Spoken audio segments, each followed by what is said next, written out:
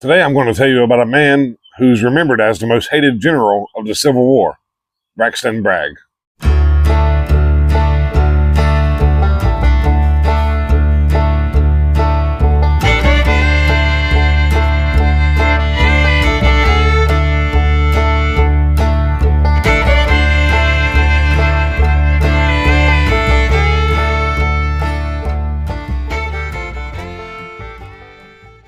Welcome to the NC Everything Podcast. I'm your host, Curtis, and this is a bi-weekly show where I talk about everything that has anything to do with North Carolina. Thank you all for joining me, and as you can probably hear, it's cicada season. I'm recording outside because I love recording outside, but I hope the cicadas aren't too loud. I hope it doesn't distract from the video. In real life here, they sound pretty loud. But like most things, it won't last forever. Now, before I get into the content, my last episode, I covered UNC Greensboro because my wife was actually graduating from UNC Greensboro that weekend. And that went off pretty much without a hitch. We went up to the Greensboro Coliseum, and it was a lot of people up there. I would probably guess 20,000 people in the stands. There was probably 1,500 graduates. It was insane. And you would think with a ceremony that they have at least once a year, every year, it would be pretty organized with that amount of people, but it actually was not very organized at all. I was surprised. But overall, we fought the crowds, fought the traffic, and we got in and we got out. And, she's really happy. I'm real proud of her. And if you're interested in listening to that episode, you can find me on most podcast players. And if you want to watch instead of listen, there's links in the description below for the YouTube channel. Also in the links is a link to the Facebook group where we share all kinds of North Carolina content. And there's a link to Tasting NC, a show I do with my wife, Jamie, where we taste everything that has anything to do with North Carolina. Also down there is my contact email in case you have an idea for an episode or you just want to say hello. Or if you got a really good memory, you can email me at the thenceverythingpodcast@gmail.com. But if you forget, it's down there. And I think that's all I have to say before the content. If you're watching on YouTube, the sun's starting to come up this morning, so it's probably going to make for some weird lighting here in just a little bit. But anyway, let's go ahead and get into the content. Braxton Bragg. Braxton Bragg was born in Warrenton, North Carolina on March 22nd, 1817, and he was the son of Thomas and Margaret Bragg. He was actually one of 5 brothers, but I didn't see how many siblings he had altogether unless it was just the 5 brothers, but there were 5 boys in that family. Now, his father wasn't originally from North Carolina. He moved to Warrenton in 1800 to be a carpenter, and he ended up becoming a contractor and owning 20 slaves. 17 years after moving to Warrenton, Braxton Bragg was born. He would end up going to Warrenton Academy, and eventually he'd find his way to the U.S. Military Academy at West Point at age 16. He'd end up graduating 5th in his class in 1837 as a lieutenant of artillery. After that, he was posted to Florida, and he was a participant in the Seminole Wars. Now, there was 3 Seminole Wars, but he participated in the second one. He was actually the commander of Fort Marion, and this is where he kind of got the reputation of being argumentative. He liked to argue and dispute and fight. And this attitude and the reputation that went along with it pretty much carried on through his whole military career. Well, while he was in Florida, his health started declining, so he was sent back home to North Carolina to recover. And during this recovery, he kind of put a bad taste in the military's mouth. You see, in 1844, 1845, in that general area, he started writing articles in the Southern Literacy Messenger. And in these articles, he criticized General Winfield Scott, who was the Army commander. Well, this kind of pissed off the Army, so he was eventually arrested and court-martialed on charges of insolence and disobedience. He was eventually found guilty of disrespect for superior officers and received reprimands and a suspension of rank and command for a period of 2 months. Now, I read he did appeal these charges or appeal the sentence, but it didn't change anything. Now, right around this time, the Mexican-American tensions were getting pretty high, so in June of 1845, Bragg and his company were ordered to meet up with General Zachary Taylor's army and protect Texas against Mexico. And the Mexican War officially began in April of 1846. It sounds like he did really well during the Mexican War, He got a lot of high praise and was actually promoted to captain of artillery. During the Battle of Buena Vista, apparently he directed his battery to try to break the Mexican line, and they did, and this led to the victory for the Americans. He was promoted to lieutenant colonel, and then he returned home as a hero.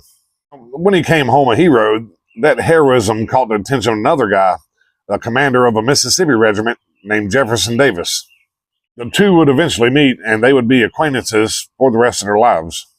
Now, I opened this podcast up by saying he was one of the most hated men in military history, or definitely during the Civil War. And there's several reasons why that is, but one big one was he was known to be kind of a bully to his men that served under him. They describe it as being a harsh disciplinarian. So if you stepped out of line, you were quickly and harshly reprimanded by Braxton Bragg. And apparently there were 2 assassination attempts by his own men. I guess they wanted him out so bad they were willing to kill him on 2 different occasions. But apparently he was not injured during either assassination attempt. And I couldn't find a whole lot about the first assassination attempt, but the second one, apparently they put explosives underneath his cot, hoping to, I guess, blow him up in his sleep. But somehow or another, he either found out about it or he escaped without a scratch. So, but that's some serious shit if you're gonna, blow up your commanding officer. Eventually, in 1849, he was assigned to New Orleans, and that's where he met his wife, Eliza Brooks Ellis.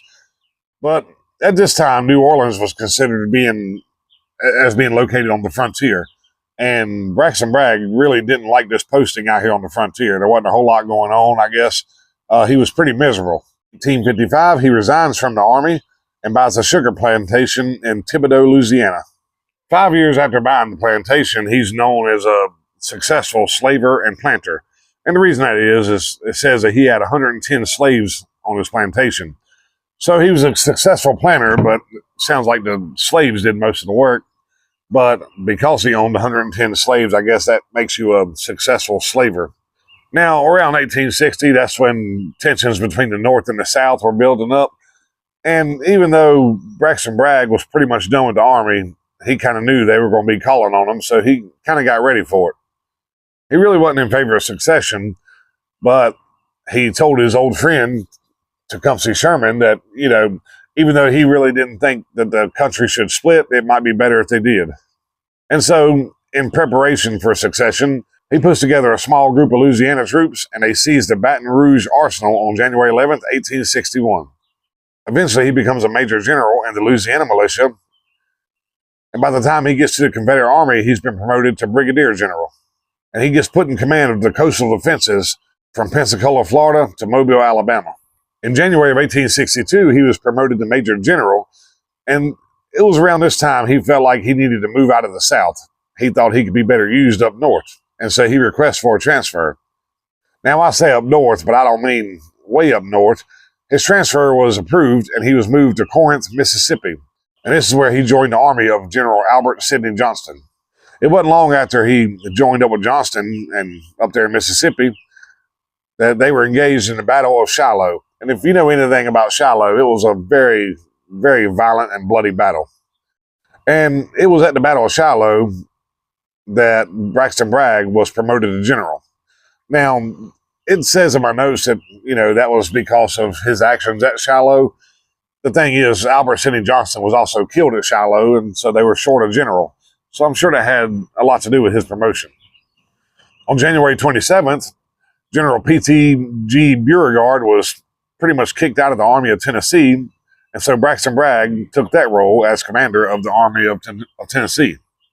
And it was after this that they say that Braxton Bragg's military prowess, if that's what you want to call it, kind of declined. He just it didn't seem like he was as savvy on the battlefield, which just leads up to the other reason why he was one of the most hated generals. They said what would happen was on the battlefield, Braxton Bragg, he would run the enemy back, and he'd have an advantage to pretty much, kick the hell out of the enemy. But instead of following up on it, he would pull back.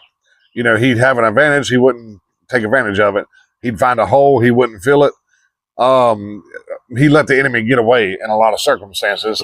And this really, really pissed everybody off, especially the men who worked under him.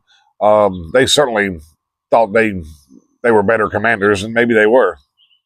Now you mix that with his, harsh discipline, and then his really bad temper, and it was a bad case all the way around. A lot of them wanted Bragg to be removed or replaced. Remember, he was friends with Jefferson Davis, who is now the president of the Confederate States of America. And so even though his subordinates would write in and yell for his replacement, Jefferson Davis wasn't going to do that to his old friend. However, Braxton Bragg suffered a really bad defeat at Chattanooga, Tennessee. And after this really bad defeat, and with everybody kind of talking trash about him, Braxton Bragg did put in his resignation, and Jefferson Davis did accept it.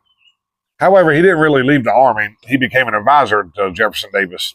Now, once he left the Army and became an advisor to Jefferson Davis, he was replaced by Joseph E. Johnston, not to be confused with Albert Sidney Johnston. There was two Johnstons and one Johnson, I think.